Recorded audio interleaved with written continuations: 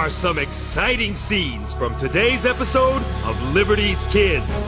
Cornwallis has surrendered. The war is over. It is not over! Cornwallis is not England! I shall quit my throne before I shall break apart this British Empire which I love. I shall never surrender to those American rebels. We hold these truths to be self-evident, that all men are created equal. Those words are about freedom.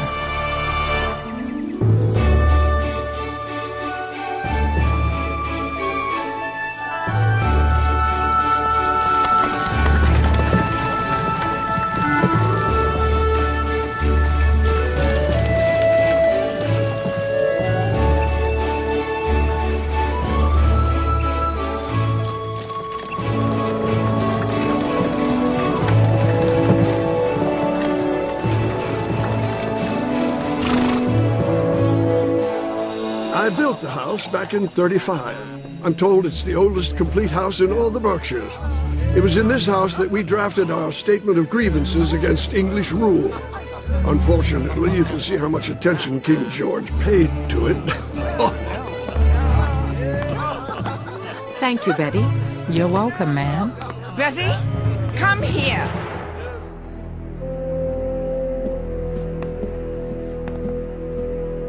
What is the meaning of this? What, madam? What, you say?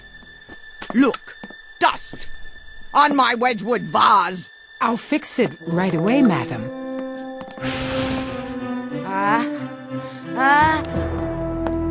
Bless you, missus. Mrs. Adams, I'm delighted you could come. I do hope we will see your John back from Europe soon, too. If the news from Yorktown is good, Colonel Ashley, perhaps John and Dr. Franklin will rejoin us soon and bring along a peace treaty with them. It is my dearest hope that that comes to pass. Thank you. Mrs. Adams, I'm Theodore Sedgwick. I so admire the contributions you and your husband have made to our new nation. Theodore's the finest attorney in town. You don't want to find yourself on the other side of a case from him.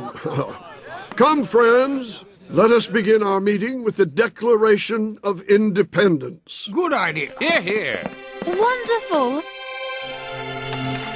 When, in the course of human events, it becomes necessary for one people to dissolve the political bonds which have connected them with another, and to assume among the powers of the earth the separate and equal station to which the laws of nature and of nature's God entitled them, a decent respect to the opinions of mankind requires that they should declare the causes which impel them to the separation. Hi, honey. Did you come to help? That large man from Natex drinking his 9th cup of punch. Lizzie, quiet.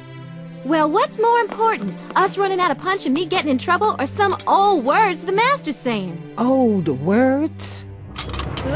Do you know what those old words are about? I don't, Betty, but I have a feeling you're about to tell me. Little sister, those words are about freedom. You and me have been slaves since we were born. What do we know about freedom? Nothing, Lizzie. Nothing at all. We hold these truths to be self-evident, that all men are created equal, that they are endowed by their Creator with certain inalienable rights, that among these are life, liberty, and the pursuit of happiness. But if someone offered me 1 minute's freedom and told me I had to die at the end of that minute, I'd take it. Just to stand 1 minute on God's earth, a free woman.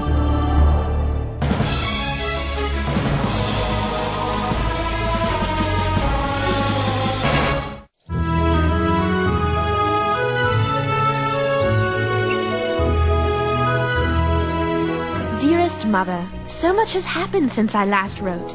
General Washington has won at Yorktown. It was truly a miraculous convergence, as they're calling it. The French fleet, led by Admiral de Grasse, captured the mouth of the Chesapeake Bay.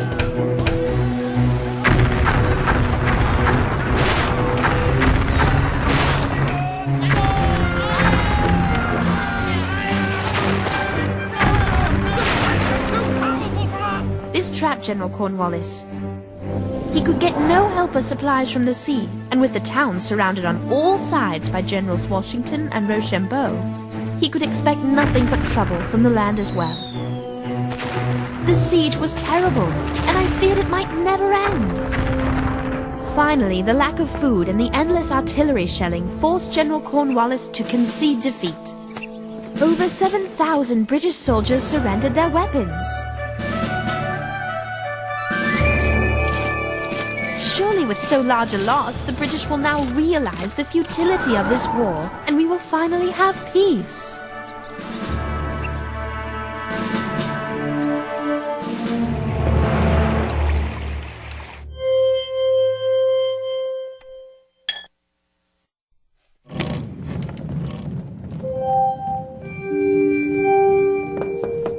Entrez.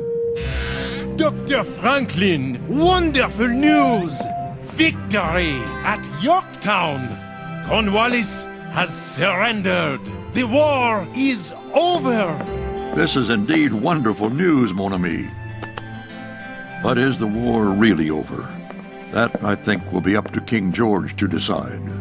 It is not over! What of our other generals, Cornwallis is not England! What of Clinton and his 6,000 men? What of our fleet? We are the largest naval force on the ocean, sir, and I'll thank you to remember that. We have defeated these colonists time and again, and we shall do so now. This change is nothing, and I shall write as much to the Secretary of State for America myself, directly. Away with you! I have business to attend to. Dear sir, there will be no peace without honor.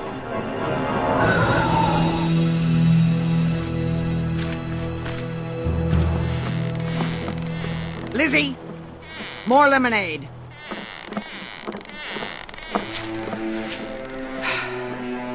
I'll get it, madam. I told Lizzie to do it. Lizzie? Right now! What were you eating? Scraps, madam. You ate the family's food without asking me first? Yes, madam. I'm sorry, madam. You're sorry. Very sorry, madam. Excuse me, madam. I did not order you to leave.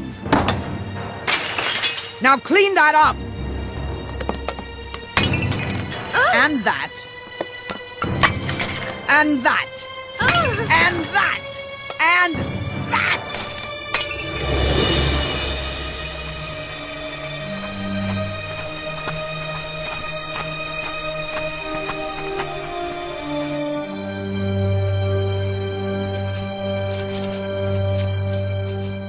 This is fascinating, Mr. Sedgwick. I think I should like to practice law myself someday. With all respect, Sarah, there are no women lawyers. With all respect, Mr. Sedgwick, perhaps I shall be the first. Perhaps you shall indeed. Excuse me.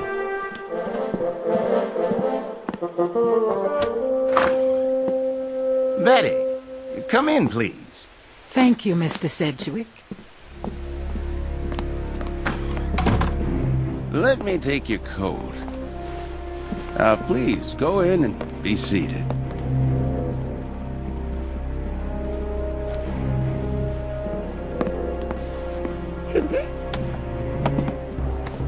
Now, Betty, what can I do for you?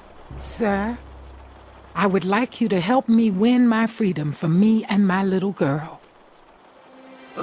Excuse me? I don't want to be a slave. And I don't want my girl to grow up as I did, knowing nothing but slavery.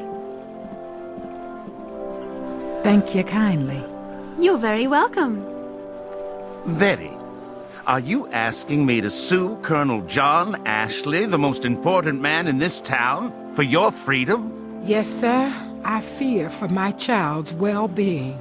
You can't let the child be in harm's way, Mr. Sedgwick. But it's more than that, sir. I heard that paper read that all men are born equal and that every man has a right to freedom. I am not a dumb critter. Won't the law give me my freedom?